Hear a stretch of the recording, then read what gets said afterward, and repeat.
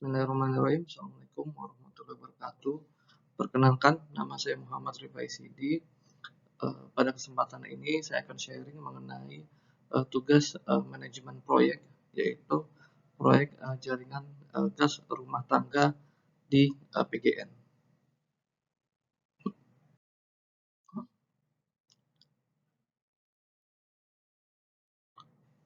Oke, dalam latar belakang proyek Jargas ini ada beberapa yang melatar belakangi, yaitu yang pertama regulasi. Regulasi ini dalam bentuk Perpres ataupun Kepmen. Yang poinnya adalah Perpres atau Kepmen tersebut mengatur mengenai penyediaan dan pendistribusian gas bumi melalui jaringan transmisi dan atau distribusi gas bumi untuk rumah tangga, di mana program tersebut merupakan bentuk diversifikasi energi dalam mewujudkan ketahanan energi nasional. Proyek Jargas ini dapat dilakukan oleh pemerintah gitu melalui APBN ataupun dapat perpanjangan tangan oleh BUMN, dalam hal ini PGN. Dalam proyek Jargas terdapat target. Dalam hal ini PGN mempunyai target yaitu Jargas 1 juta dalam 3 tahun ke depan. Oke, pada sharing ini saya mengambil topik mengenai life cycle pace dari buku Project Management 5th edition dari Eric Willarson dan Clifford F. Gray. Berdasarkan buku tersebut terdapat 4 tahapan dalam life cycle pace atau kita singkat LCP, yaitu mulai dari defining, planning, executing sampai dengan closing. Pada tahap defining ditentukan apa saja goalnya, kemudian spesifikasi tasknya dan sampai dengan responsibilities. Kemudian di sisi planning tergambar dari sisi schedule, budget, resources, risk, dan staffing. Sedangkan di sisi executing ada status report, change, dan juga menjaga quality. Kemudian di fase terakhir terdapat closing, di mana kegiatan yang dilakukan adalah evaluation dan lesson learned.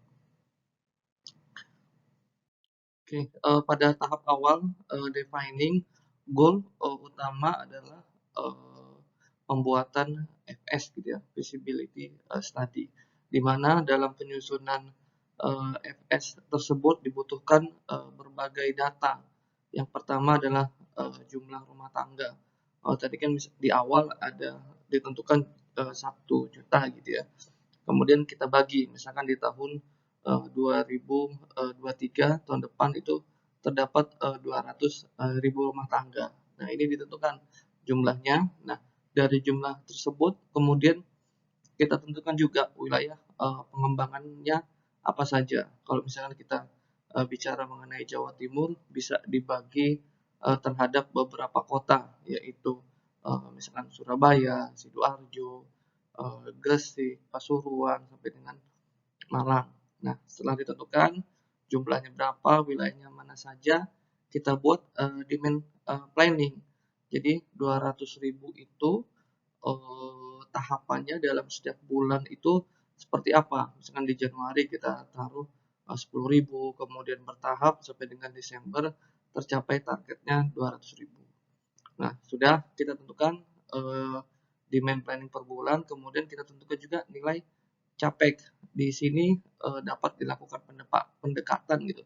Misalkan di capek yang dibutuhkan untuk membangun satu rumah tangga itu misalkan 5 juta. Nah, nanti 5 juta dapat kita kalikan nih dengan jumlah yang akan dijadikan target.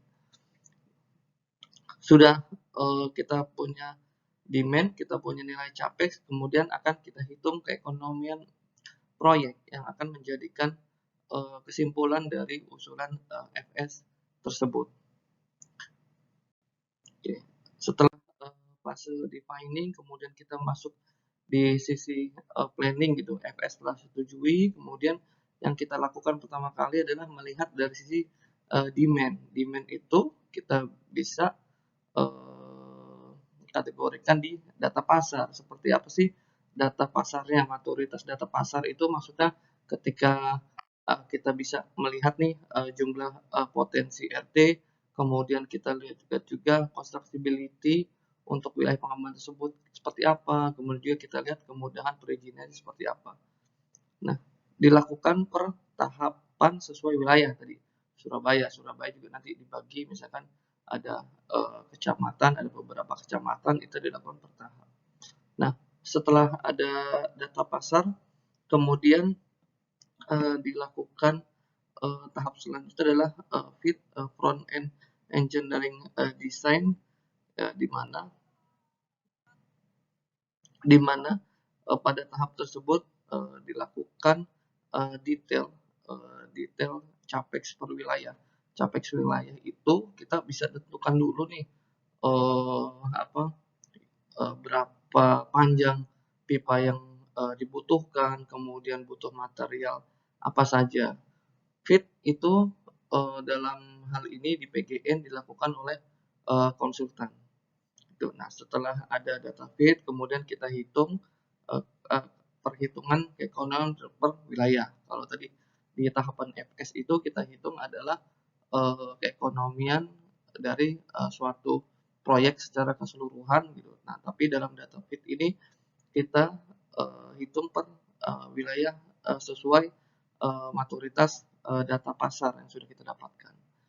Setelah kita hitung keekonomian per wilayah tersebut, maka tahap selanjutnya adalah diusulkan keputusan investasi yang akan menjadikan dasar untuk fase eksekusi dilaksanakan. Kemudian masuk tahap eksekusi, yaitu yang pertama adalah adanya surat perintah mulai kerja gitu ya setelah keputusan investasi tantangan. Sebelum ada SPMK, kita juga sudah mempunyai kontrak payung dengan kontraktor yang telah ditunjuk untuk melaksanakan pekerjaan selama 1 tahun ke depan. Setelah ada SPMK, kemudian dilakukan konstruksi. Konstruksi ini bertahap gitu ya. Ada konstruksi pipa distribusi, ada konstruksi sambungan rumah, dan juga ada sambungan kompor. Paralel dengan pelaksanaan konstruksi di sambungan rumah dan sambungan kompor, juga dilaksanakan proses administrasi berlangganan. Apakah memang kita lakukan gitu ya? Kita lakukan verifikasi terhadap potensi-potensi rumah tangga yang telah mengajukan berlangganan ke PGN. Setelah itu kita terbitkan bukti berlangganan. Nah, bukti berlangganan ini kita laksanakan sambungan kompor.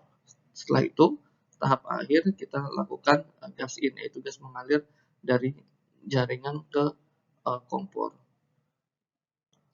Ini contoh gitu ya, contoh tahap konstruksi dilakukan untuk pipa distribusi. Nah, kemudian ini bentuk sambungannya. Jadi kalau pipa ke rumah tangga itu menggunakan material polyethylene.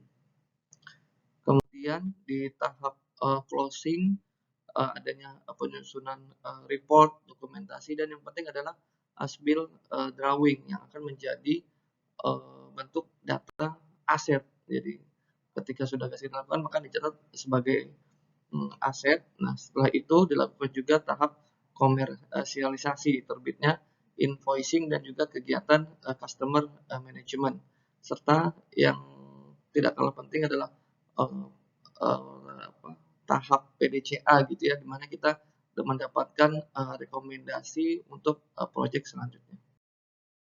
Oke, kesimpulannya bahwa LCP telah dilaksanakan dalam manajemen proyek Jargas, dan yang kedua adalah dilakukannya penyesuaian LCP dengan kondisi perusahaan, yaitu disesuaikan dengan kondisi proses bisnis di PGN, di mana memang proyek Jargas ini melibatkan banyak satuan kerja yang terkait di PGN. Berikut sharing dari saya. Terima kasih. Wassalamualaikum warahmatullahi wabarakatuh.